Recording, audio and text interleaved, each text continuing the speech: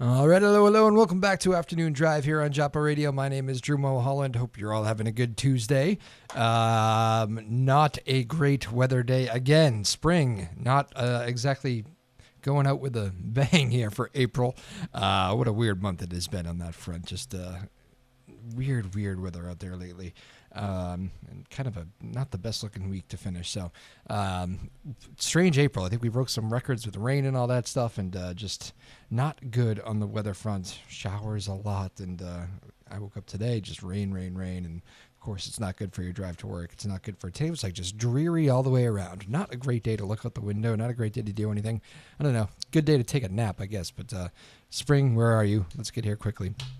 Hope you're all doing all right. Besides that, thanks for tuning in. My name is Drew Moholland. This is Afternoon Drive on Joppa Radio. Lily Doucette doing the radio producing today. Tyler Neufeld, David Kramer out there doing the same thing on the TV side. Hello to everybody streaming and watching us on Port Television as well. Thank you all for doing that. A lot going on in the world. Big news today was we learned that there was another terror attack thwarted in California over the weekend. Former military man, so... not good, but always good when we catch those guys, of course. That arrest coming on Friday, and here I'm going to make sure I get the Twitter page up here too for those of you who are checking in. I always forget to do that, but don't forget to follow the show at Joppa, Joppa, at Joppa Afternoons on Twitter. That's at Joppa Afternoons on Twitter. But yes, they thwarted the terror attack out there. We get Joe Biden and Donald Trump kind of going back at it with the war of words there on the political front for campaign 2020. That's another big story. What else do we have? We had some polls come out today too.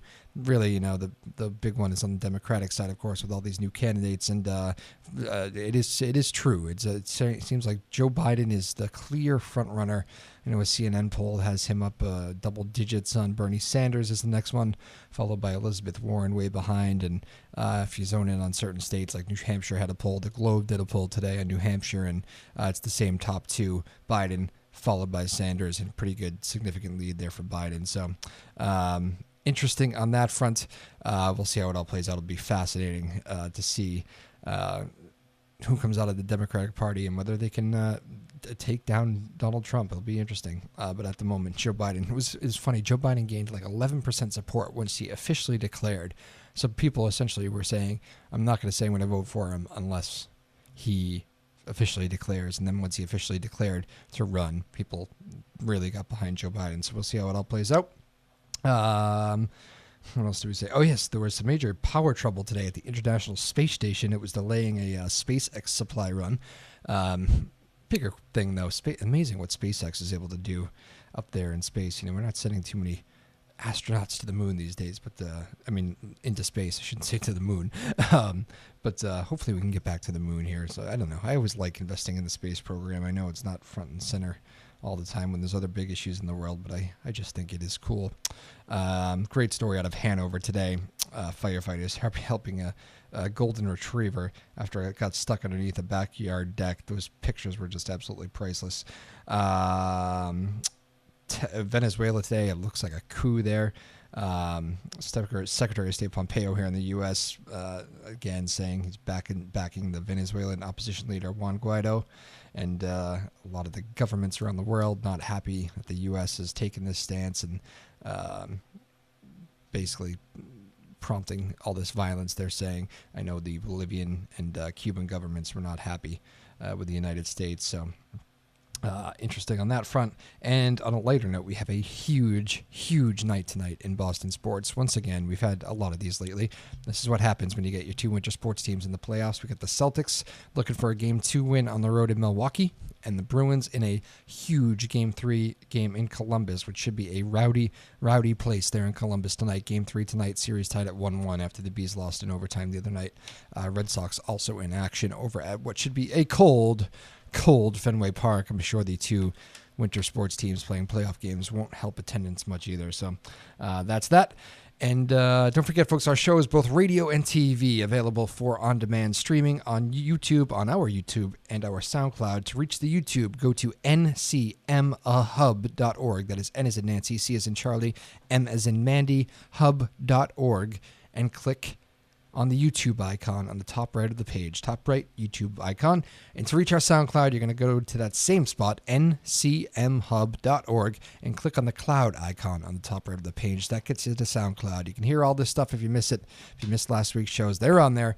Go do that. Have fun. All that good stuff. I got Bruce Menin, Newburyport Student Council, School Committee, I should say. Bruce Menin with the school committee is the vice chair. Going to join me in just a second. We got a lot to talk about with Bruce. He's a return guest. I'm excited about it. Again, this is Afternoon Drive on Chopper Radio. Thank you for joining us on a dreary, ugly, good day for radio Tuesday afternoon. Keep it here. We'll be right back in just a moment. All right, welcome back to Afternoon Drive here on Joppa Radio. My name is Drew Moholland. Hope you're all having a good day out there. Thank you, and don't forget, you can follow us at Joppa Afternoons on Twitter. That is at Joppa Afternoons. Bruce Menin in the house, a return guest here to the show, Vice Chair, Newburyport School Committee. Bruce, how are you? Good to have you back. Good. It's good to be back. The school year is winding down. Unbelievably, it gets pretty busy around this time, doesn't it? You get spring, you get graduation on the horizon. And MCAS tests and final exams. And proms are mixed in, right? Proms are mixed in, but it's good. It's been actually a really good year. As you know, this was Sean Gallagher's first year as superintendent, right. And it has been just really a great experience, I think, for the district and for him. And this guy just doesn't seem to recognize problems that he can't begin to solve. So he's a good guy. I liked him. I had a good first experience with him on the show here. So pretty well liked all around. I know. I think that he is. I think that I've had the opportunity to say a few words at a couple of all day long trainings, professional development for staff, right. And he seems to be trusted and very well received. Not the easiest job to jump right into, is it? No, it isn't. It isn't, but it's just really clear that this is the job he's been waiting for and preparing for all his life. So some people are just born to do certain things, right? Into it. He brings great energy. Yes, that is something very constructive way to look at things. And he's also just the strongest advocate for kids that I've just about ever seen. Yeah. I mean, he's just really what's in the best interest of kids. There's a lot of you people involved with the schools, I find. It's a very big generalization, but bring a lot of energy. It seems like a good kind of, it's an important aspect. It is. It represents a very significant piece of the city budget. It represents a very significant piece of the city's, employee core. So, it's large. And the schools probably employ 300 plus people. Yep. Talking with Mayor Holliday. She came on last week with us, and she had just come off one of her crafting of the budget meetings, which I said, I know these things don't happen in a day. She laughed and said, oh no, we've been. Sometimes they don't even happen in a year. That's right. If you're in the legislature. That's right. That is very true. But of course the schools thing came up, and one of the things that she was talking about was how it is virtually impossible to please everybody with the budget. How do the schools feel in Newburyport? Are they feeling like they're getting the right piece of the pie? Does it feel about right these days? Or? There's always more that you want to do, but I think this has been an interesting experience. This was Sean's first budget, and what he did with this budget, I think, was very, very interesting. He has really sort of taken to heart what ed reform expects of a school district, and that is that the leadership is really basically site management by the principals. So he really sort of empowered the principals to have lots of conversations with their communities about what's in the improvement plans, what do we really think that we need to do. We got early on a figure from the mayor that was about how much she thought that the city would be able to provide us an increase over last year, and that was about 3.5%. And Sean, I think, intended really to live within that amount, but by working very closely with staff, was able to not only live within that amount and not come running back with our hands out, although there's always a temptation to do that. Yeah. But he was able to hire additional staff simply by really taking a very, very deep dive into how we were allocating resources right now, probably a deeper dive than we've done in years. Yeah. And as a result, was able to free up some funds to do some of the things that we wanted to do. So we're not going to be able to take that kind of a dive next year. I think any inefficiencies we've really cleaned up.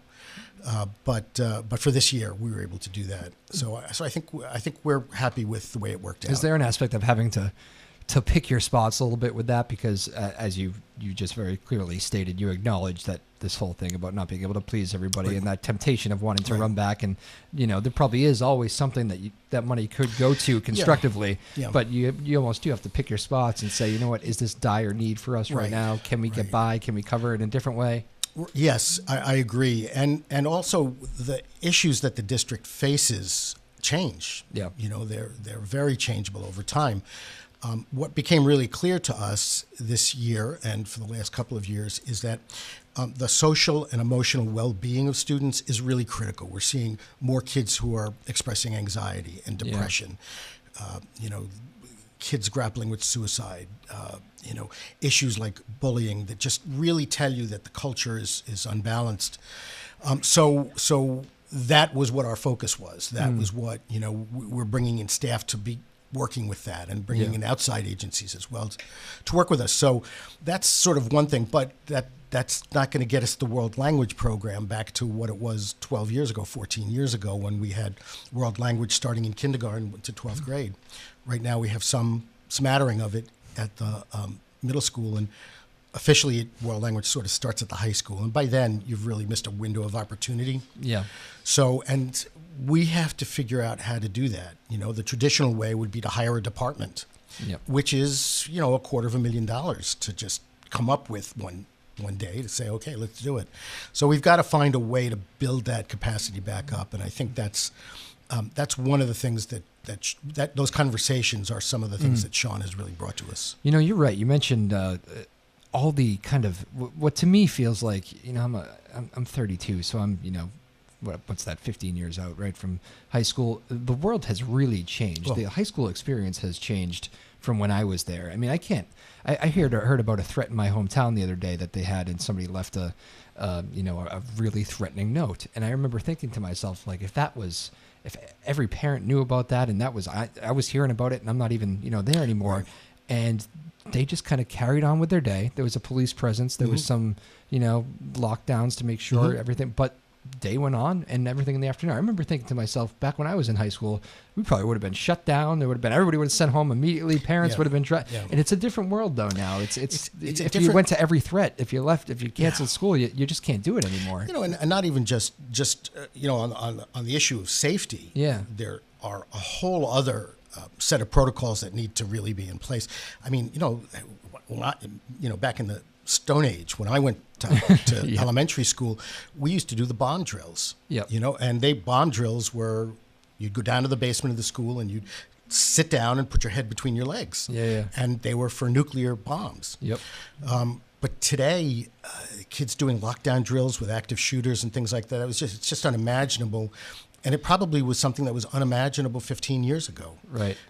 But it's how you sort of need to adapt to, and the ability of students to access and exchange information, like that, is also a challenge. It's a challenge for the district that, before the principal hears about a problem in a school, a kid might have texted their mother about it.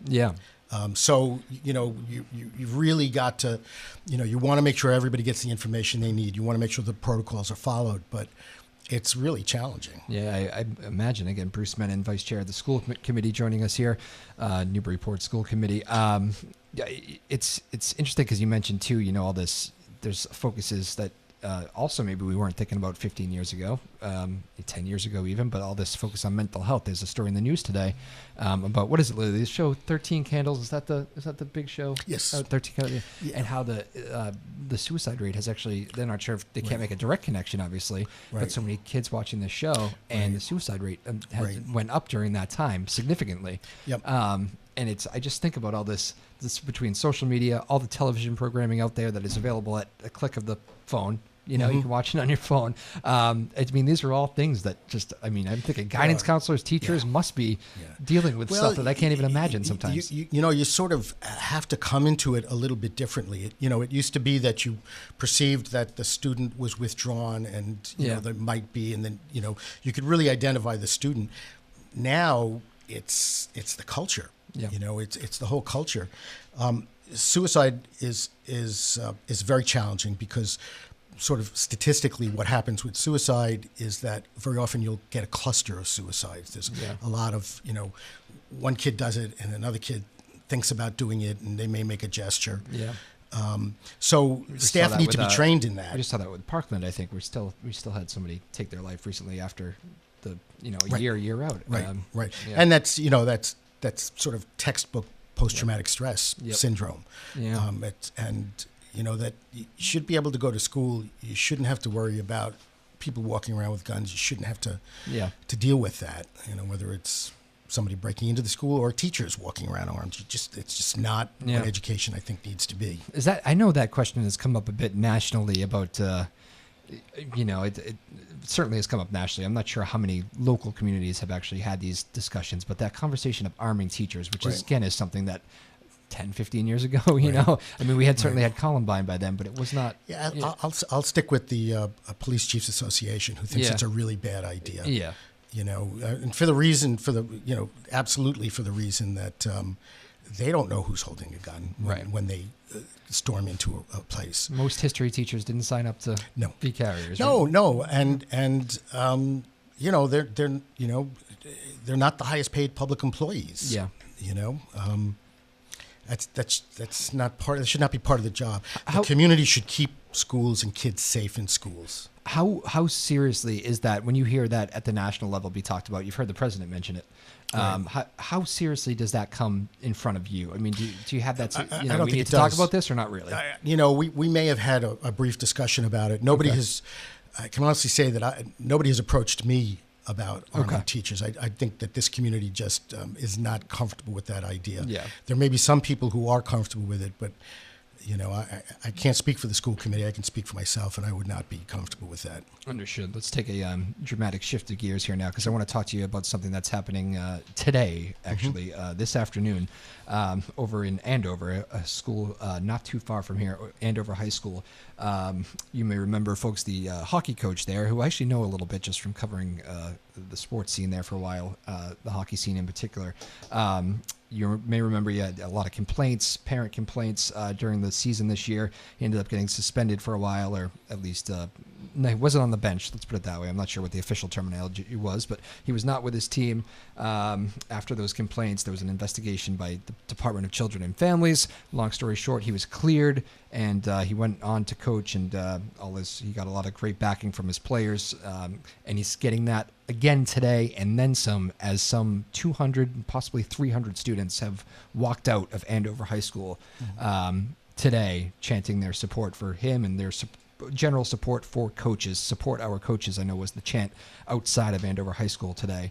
A crazy situation, obviously, when you not something anybody within this, any school official wants to see is 200, 300 kids walking out of school in the middle of the day. How do you deal with that? Let me throw that one on you, Bruce. Sure. Well, let me come at it from a little different angle. Yeah. That the students feel empowered. They feel they have a voice, and they're really able to communicate, as dramatic as it is. I don't think is really the worst thing that could possibly happen. I'm not advocating that people run out of school every time they're upset about something. It's constructive, though. It's constructive, I think. I don't know what the situation is, and as a school committee member, we definitely don't know the specifics of it. Yeah, and as a school committee member, we're not empowered at all to be involved in personnel issues. The only personnel that we have any involvement with is the superintendent and the assistant superintendent. Anything that goes on in the schools. So in my experience, there's usually a backstory to some of these kinds of events, and you never get to hear what the backstory is. Yeah. Whether there was a significant issue, or it could be, and I'm not suggesting this, but it could be a parent who is angry that their kid isn't playing more. Yeah. I'm sure we've heard those before. Right. Yeah. So you simply don't know. Yeah. One of the things that is happening over at our high school with the new principal, Andy Wolf, is he has really made it a very high priority to bring student voice into the school, so that they genuinely feel like they are heard. And he's got lots of committees now with teachers and students working together to change curriculum and do stuff like that, which is really, really good. And I think that students don't feel powerless in that kind of a situation. But it's I understand. I just couldn't give you anything on it. Right. It's what is that? How about just from a logistic perspective? I'm not sure. I mean, we've had some smaller scales one, I think, in Newburyport, but just when you hear being on the school committee and you hear a walkout today, I mean, obviously it's an attention getter. Okay. First of all, why? Right. Right. Where did this start? Yeah. You do go through all this checklist of questions, right? As a school. Right. And we had, you may remember, I think it was right after Parkland. Yeah. There were walkouts all across the country. Yep. And we had one at the high school.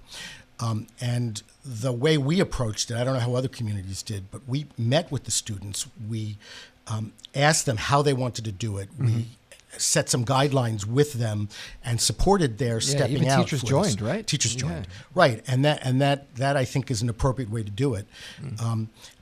Students. One of the things that I think schools should be doing is really helping students understand what their responsibilities are as citizens. And part of your responsibility as a citizen is if you feel there's an injustice, if you feel something is not going the way it should, you need to make that known. At the high school here, we've restructured student council so that they have a real voice in the school now. And I think that's how you end up finding alternative ways to express yourself on these issues. Yeah. And you had mentioned too that when you have those big moments like that, those walkouts or whatever it may be, it's not always like it's in an instance like Andover. Is that the athletic director or the principal ends up making the decision not to bring a coach back, right? School committee pretty much stays out of that stuff. School committee pretty much stays out of that kind of stuff. Yeah, we don't have those. When do the questions start coming your way as far as the bigger picture of general because I know right now if you could read Twitter right now and it's the whole North Andover school district. I mean, no, it's the whole Andover, whole Andover schools district should be ashamed of themselves. This has all been handled terribly. At some point, I imagine a situation like that does come back to you guys when you start talking about the general umbrella of. Very often, a situation like that comes to us before it ever goes anywhere else. Yeah. People who don't really sort of understand what our role is think we're the boss of schools. Yeah. So we get phone calls about some of this stuff all the time. Yep. Very often, what we do, because it's really appropriate, is we redirect them back to the principal of the school or the superintendent if they don't feel they're getting satisfied in their contacts with the principal. So we often hear about this stuff all the time. I imagine that's a big part. Social media is really very challenging. Yeah. I've spent my time in it and off of it simply because, I've just seen so many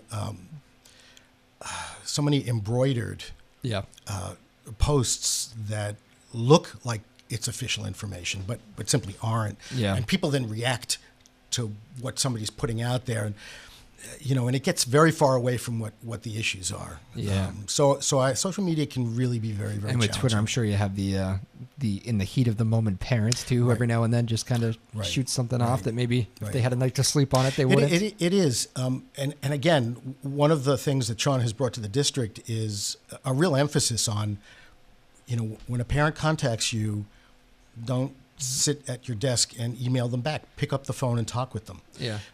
And principals are doing that. Staff in central office are doing that. And I think it has gone a long way towards sort of restoring trust in the district and people really feeling like they're heard.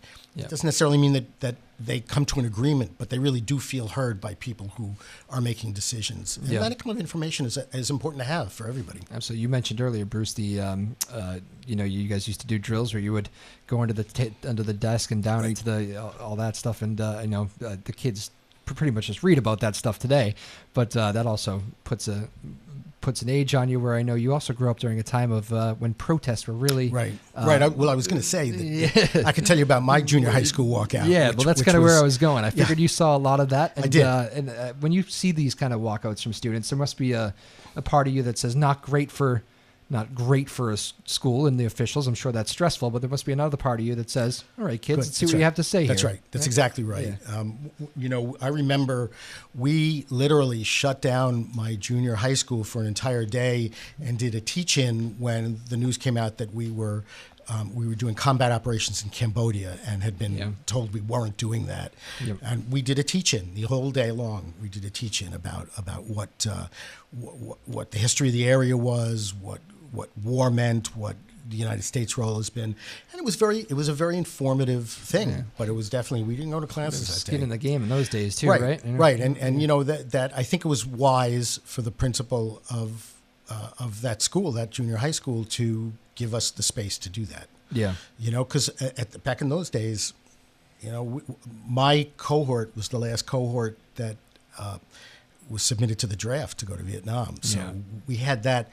You grew up with that hanging over your head all the time you were in junior high school and high school, that you could get out and you could get drafted. Yeah. So I think that it was really it was very important that they did that, and it was very helpful. Absolutely. What do you remember back then? Was that most schools kind of leaving that door open to talk about all that, or it seems odd in that day and age to go on with the general curriculum? But and I think what I remember was that a lot of universities did what we did. Yeah. But I don't remember a lot of public schools before college doing it. We were sort of rare, and because it was the whole Vietnam War era was so controversial, it was not something the newspapers came out to cover. Yeah. It was just, as far as the community knows, it never happened. It's you have those moments, and obviously that's when you'll never forget. But for me, it was being in high school and when 9/11 happened. Right. I guess I was a freshman in high school, and that you never forget where you were in that day. I almost remember being outside of a certain room. Right. I remember the lockers being right here when I first heard. Just one of my buddies told me what had happened, and we all ducked into a classroom. And I remember one teacher just had the news on and said, we're done for the day. Yeah. We'll watch the coverage. Call your parents if you want, that sort of thing. Yeah. But I remember going to my next gym class, or health class it was. And it's funny the things you remember. And I'll never forget this. I just remember going to this health class, and I remember this teacher just pretending like nothing had happened in the world and trying to teach us about CPR and whatever else we were doing. And I just, one of those moments where I just said, I know you look back on it and say it's tough for a high school teacher. Right. They want to, nobody knows how to deal with this sort of thing. Right. But that seems like a moment where maybe. Well, our teachers need to now have professional development for things that are unimaginable. They all get trained to be able to assess kids for depression and for suicide and be able to make referrals. They all get trained to deal with kids who are anxious. They all get trained to deal with behavior issues that come from stuff that may be going on at home. So in opiates and all that stuff. Yeah. So Geez, how about that we one? We didn't have to get trained for that back then.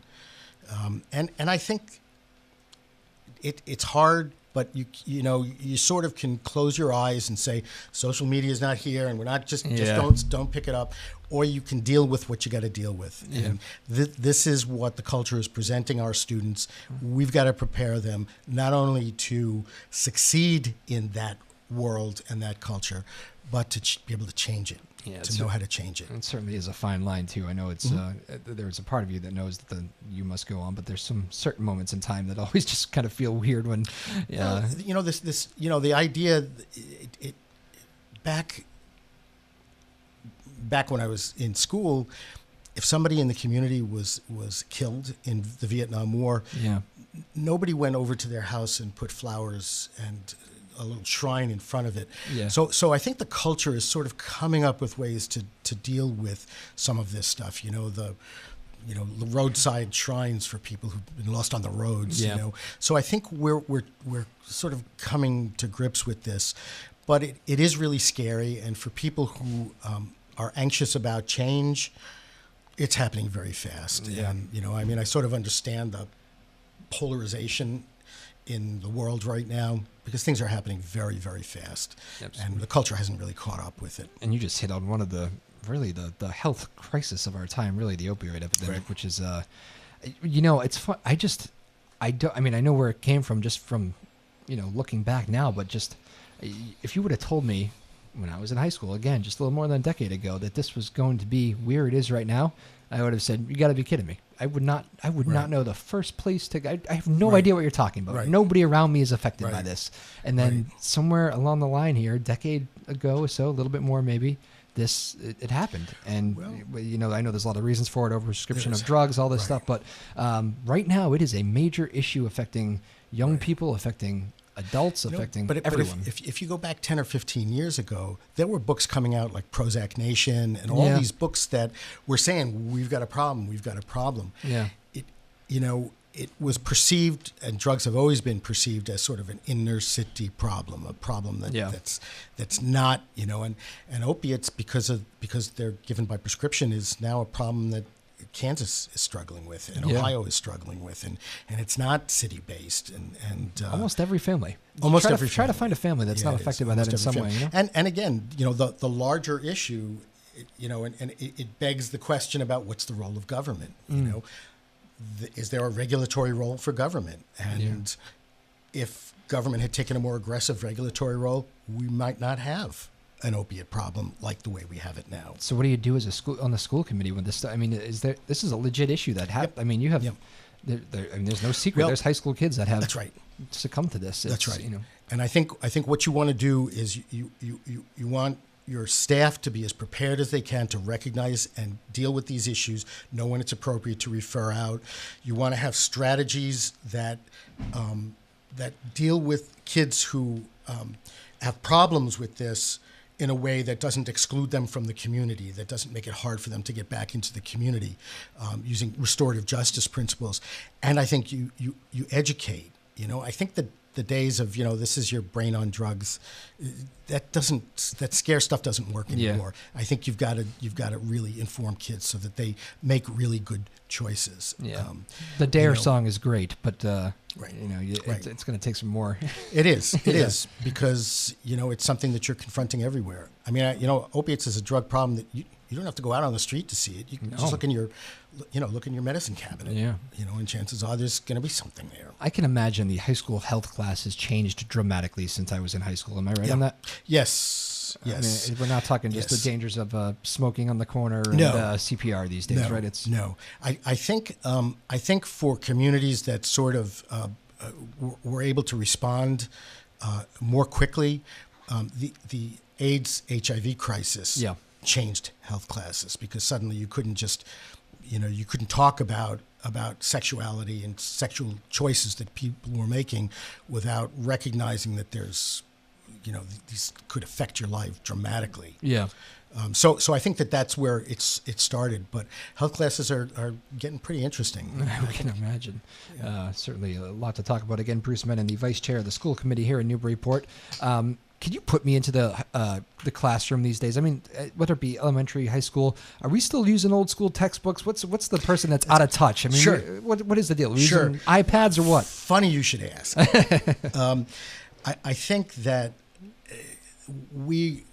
our district, like a lot of districts, is really making a very, very significant transition.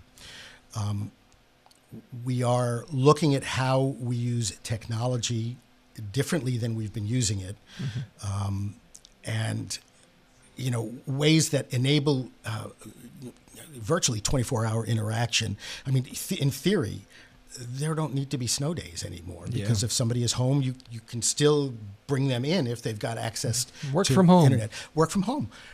So I think that's important, and the role of teachers, I think, is going to change.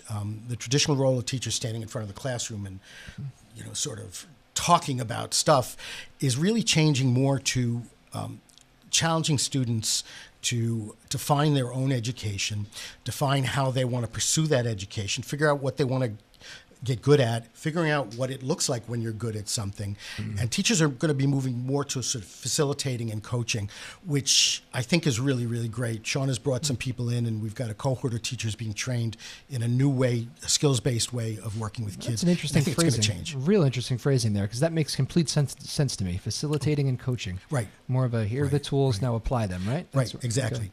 Exactly. And this is how you apply tools. And we talk about what are people going to need in the 21st century, and they need to communicate, they need to collaborate, they need to be able to make critical do critical thinking. That's what you need. Yeah. With fake news, we need to teach kids how to listen to news and ask the question, read between the lines. Yeah. I spent some time as a journalist, and I stopped reading the newspapers because I wasn't reading the stories. I was reading between the lines because I knew what was going on between the lines. Yeah. We have to teach kids to do that. Absolutely. And I was thinking too that we have all sorts of within the school issues. Here's one for you that I don't think you guys have had to deal with too often, or maybe you have actually. It's funny. I'd have to think back to recent history, but my wife is a teacher in Saugus right now. Mm-hmm. Well, two things I want to talk about from her experiences, just because I'm around them a little more often.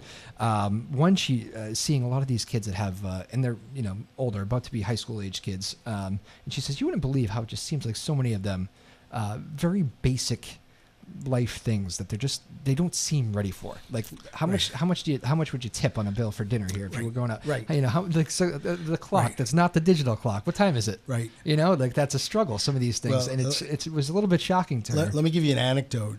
When Sean was putting his entry plan together, he did hundreds of surveys of kids, of parents, and one of the surveys for the kids was, "What is it that you think schools should be teaching you?" Yeah. And the best response that he got, I think, was from a fifth grader who said, "The first thing schools need to teach me is how to learn how to suck up to my boss." Yeah. The second thing is they need to teach me how to deal with kids, because I could have kids someday and I have no idea how to deal with them. Yeah. And the third, what was the third thing? The third thing was suck up to kids, and learn how to buy good food at the grocery store. And that real life need is really there. As the district moves towards more experiential learning, you begin to cover that kind of stuff. Do you see that change happening? Yeah, you do. Yes, That's interesting, because that was not my high school experience. We never talked about budgeting for groceries exactly. Exactly. It's there are lots of things that we could be doing. Yeah. This area, this particular geographical area, is so rich in history, and is so rich in natural resources, and it's been a very long time since our district, for example, had a supplemental summer program, not remedial, but one in which you could take oceanography and get out on the ocean every day. So we there's just so much more we can do in terms of experiential. Absolutely. And that's great. And how about on like the? It's tough to imagine. For me, we never really talked politics in the classroom. Are kids talking? Are you talking politics in the classroom? Yeah, and to some extent, it's a microcosm. I mean, kids very often react to what they hear at home. Yeah. They either endorse it or they rebel against it. So we are having those kinds of conversations, and I think the issues that are coming up are issues that we have dealt with all throughout curriculum. Yeah. Race relations. Yep. Gender issues. What constitutes news reporting? Yep. What constitutes regulation? Race relations is certainly a different conversation in Newburyport, isn't it? It is. It is. I'm not sure what your percentage breakdown is exactly in 2018. It's not significant. Yeah. I think that the highest minority population in Newburyport is Asian, from adoptions mostly. Just by that alone, you're going to be, and me too. I'm from Danvers, born and raised, so and I moved back there now. I've returned home and moved back to my hometown, so other side of town. But and it's the same deal. And you do realize, I guess once you go live in a different community. I lived in Boston out of college for many years, and you do start to realize, it's a different world out there. It is, in a good way. I mean, it's not it's not Danvers anymore, but you learn all this, and you learn what you don't know too. Right. Racism is out there. It's one of those, and I do think it's unique coming from a community like Danvers, like Newburyport, where you're going to school with most of the people who look like you, who've learned like you, have had a lot of the advantages that you have. My high school was 50% people of color. Yep. And to this day, when we do high school reunions, there is still a wonderful intermingling of people, friends, across. Race wasn't that big an issue for us then in that high school in that time. It was a big issue in the culture at the time. but not in the high school. Yeah. And, my kids didn't get much of a chance to do that. I actually was working in Salem for one summer doing a children's program with immigrants from the Dominican Republic. I brought both of my kids down to participate in the program just so that they could see other cultures. Yeah. So Deb Szabo, for example, at the high school, the creative writing teacher, has forged a really good relationship with the city of Lawrence and the schools in Lawrence, where there's an exchange of students doing poetry and stuff. So you got to work harder in a community like us. It is just as important that people sort of understand, how people can live together, even if they don't get the experience of diversity. There's still a lot of work that you can do around that. Absolutely, it's another interesting issue here to look at as far as the schools go. Again, this is Bruce Menin, the vice chair of the school committee here in Newburyport. The other one I wanted to mention too. I'm not sure if this issue has come up on your plate. Maybe it has directly. I'm not sure, but this is an issue out of Saugus again that my wife had dealt with, and it was just hit me that it's interesting. Another walkout or minor walkout, but in support of the custodians, because it's one of those situations where they want to privatize and get rid of the custodians, bring in a company, save money, not as many people, that sort of thing. You know the whole story there. I do. Have we dealt with those sorts of pushes to do something like that here in Newburyport? Have there been too much of that? No, there hasn't been a lot. As a matter of fact, within the last several years, there's been a new union that we've been working with. The instructional assistants have unionized. I think that our position is that we have great staff. We want to be fair with them in contract negotiations. We need to respond to the fact that the schools reflect a significant, almost the majority of the city budget. But we also live here in the community. What is that chunk of the pie? Just curious. Not to derail you, but our annual budget is probably somewhere between 40 and 50% of the city budget. Okay. It's almost $40 million this year. As are probably most communities, though, right? As are most communities. Yeah. Right. As are most communities. And that's part of the challenge. Ed reform came in 1993, and at that point in time, the state locked into an algorithm, a formula for how they reimburse communities. Newburyport was at the short end of the stick of that. But it is just now, after arguments and court, that they're looking at that formula to tweak it a little bit. But for example, when a student choices into Newburyport, we get $5,000 from the sending community. That's what it was in 1993. That's what it is now. Things have really changed. Yeah. It costs us on an individual basis between $11,000 and $13,000 a year to educate a student. $5,000 doesn't go as far as it used to, does it? But you get hungry for that because you get 10 of those kids and suddenly you can hire a new teacher. So it's there needs to be better balance between urban and suburban. I think rural that's school a districts. conversation being had across the whole country, isn't it? Finally. Finally, yes. Here's some good news here as we get on the back end of this. Did you see this today? U.S. News and World Report. In ranking of 17,000 schools nationwide, the number one state when it comes to education in the United States is Massachusetts. You got it. Oh, yeah. How about that? Good. It is good. That's good. And that we still have a lot of improving to do. I mean, it really is. It's an interesting time. I've been on the school committee a very long time, 19 years now. Yeah.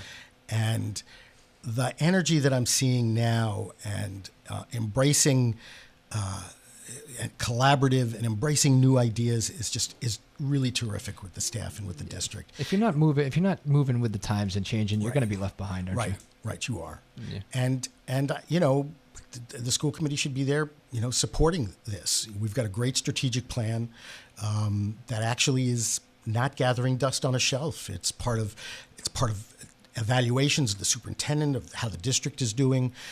It's really an alive document that I think was a pretty visionary document that the community put together 3 years ago.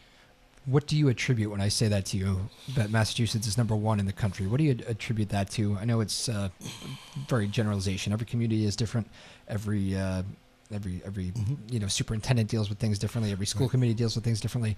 But generalization, Massachusetts, is that just a priority on education? Is that attributed to governors of the past, current? What do you think? I think that education has been a priority. Yeah. I also think that, I remember reading a statistic that within 90 miles of Boston, there are 250 colleges and universities. Yep. So higher education is critical.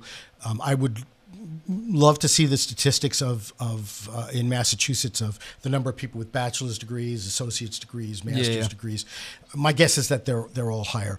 Education is a real priority in this. We could always do more, but it is, I think, a priority in this district, in this state. And you look at. I mean, it's interesting. I don't want to get all political, but when you look at the states whose educational systems are really struggling, those are the states, mostly in the South, that get more money from the federal government to do things than they put into the federal government. And it's the states like Texas and New York and Massachusetts and California that have really good systems but get less federal money proportionately than some of these other states. And I'm not. It's just.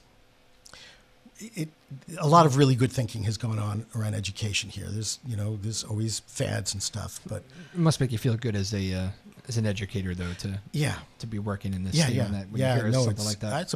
I mean, we're really blessed in this community and in this state. It's funny too. If we read a little bit deeper into this thing, and it happened to pop up as we were right as I was about to go on. I said, "Ooh, that might be something to bring up."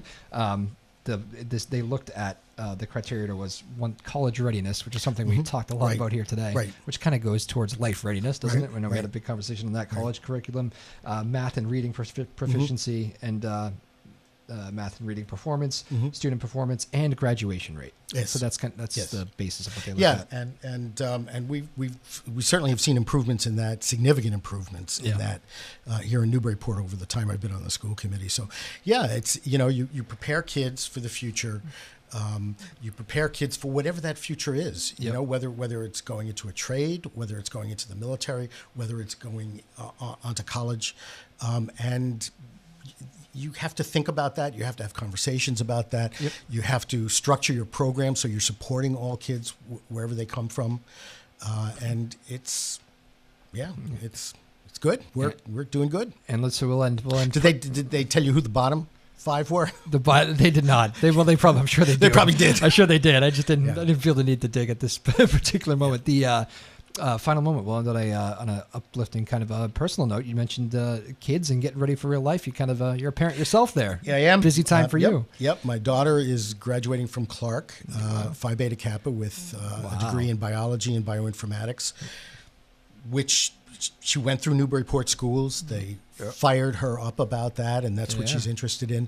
And my son is finishing his second year at UMass Amherst in natural resource conservation is his area of study. So, I'm counting on those kids to clean up the mess that we've made. That's right. Hopefully, they learn some cooking skills along the way too. Right? They will. Can make mom and dad some food some night instead. Yep. Yeah, that's a great skill actually when you learn it when in college. You gotta learn how to cook. You gotta learn how to cook. That's the first thing I learned in college was how to make. Macaroni and cheese. There you go. You got it.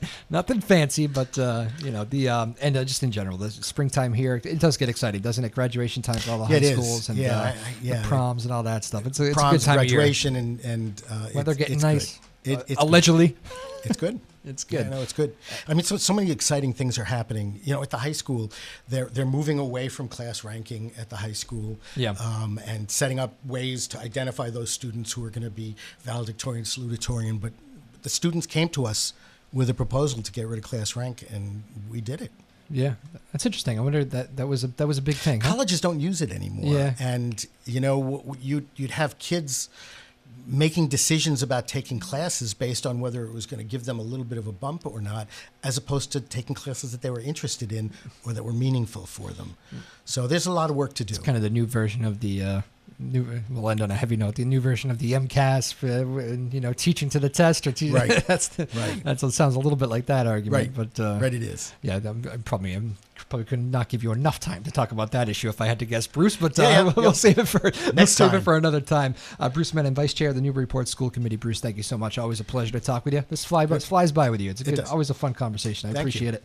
A lot of interesting topics there, and congratulations on one college graduate. And she's not leaving Worcester. She got into the 5th-year program, so they're paying her to get her master's degree, which I can't beat that. That just brought an impulsive smile to your face, Bruce. It was very good. Bruce Menin, everybody. We'll be back to finish strong here in just a moment. My name is Drew Moholland. This is Afternoon Drive on Joppa Radio.